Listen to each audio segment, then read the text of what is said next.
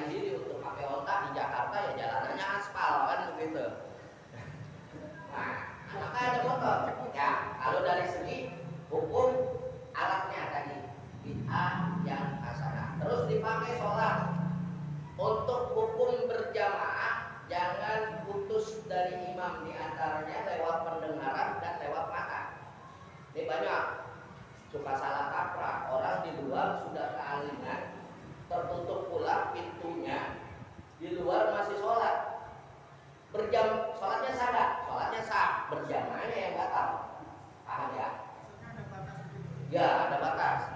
Ada batas. Batas yang tertutup. Batas yang tertutup. Kalau batas yang terbuka seperti ini, berjamaah di luar itu masih dapat, karena nyambung dengan jamaah yang ada di saf sekian. Gitu. Nah, terus kalau menggunakan monitor di atas, karena tidak kelihatan, kita dari pendengaran, dan ini ada bolong kan, ada bolong ini masuk. Dari pendengaran, meskipun tidak melihat monitor sekalipun kita tetap fokus ke sajadah, namun kuping kita dengar. Itulah fungsinya sound yang bagus untuk membantu. Sound yang bagus, mudah-mudahan ntar lama-lama Rahmat soundnya bagus dah ya. Jadi minimal itu harus kedengeran. Jangan, oh Ustaz kalau begitu saya di rumah saya cuma di belakang masjid atau di belakang musola, berarti saya dapat. Enggak, karena sudah kehalingan, tidak kelihatan, meskipun mendengar. Gitu ya. Meskipun mendengar, sudah jauh nggak kelihatan. Gitu. Tapi kalau di lingkungan di atap yang sama, tidak perlu melihat imam. Paham ya maksudnya ya? Di bangunan yang sama kita berjamaah, yang penting jangan putus dari barisan shaf, dapat berjamaahnya, mata kita, kalau afdolnya mata kita melihat, kuping kita mendengar suara yang disuarakan imam. Makanya kalau di Saudi kenapa ada Bilal tambahan? Gitu.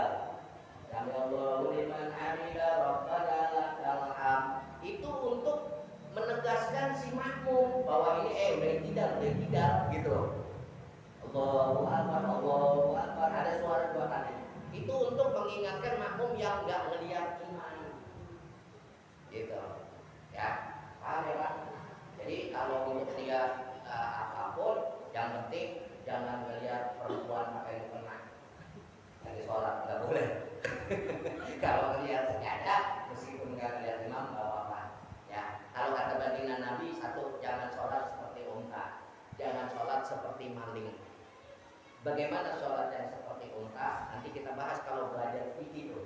Sholat seperti unta ketika sujud itu tangan atau kaki kita seperti onta meringkuk. Nah, bagi perempuan, kalau bagi perempuan memang harus sebegitu. Bagi laki, dimegarin dikit. Megarnya itu jangan banyak-banyak. Kalau menurut Majelis Syafi'i, teman-teman boros banget gitu ya. Itu ada kalau fikih seperti itu. Jangan sholat seperti maling, kata baginda Rasul Shallallahu Alaihi Wasallam. Sholat seperti maling yang kayak apa? Ketika sholat mata kita kemana-mana. Meskipun nggak membatalkan sholat, tapi adab kita dalam sholat itu tidak direstui oleh baginda Rasul Shallallahu Alaihi Wasallam. Makanya sir sholatnya nggak jadi apa-apa. Inna sholata tanha 'anil fahsya'i wal munkar. Dalil yang demikian, kenapa orang sholat masih korupsi? Kenapa orang sholat? Karena sholatnya nggak benar. Masih sering lihat jam, tengok kanan kiri, atau matanya melirik kemana-mana, begitu. Karena kurangnya ilmu. Makanya itu ya. Mudah-mudahan dengan taklim perlahan-lahan, dengan terus kita mau ngaji, kita mau merubah, kita memperbaiki sedikit-sedikit, kita menyempurnakan ibadah kita dengan harapan diterima oleh Allah Subhanahu wa taala. Allahumma shalli ala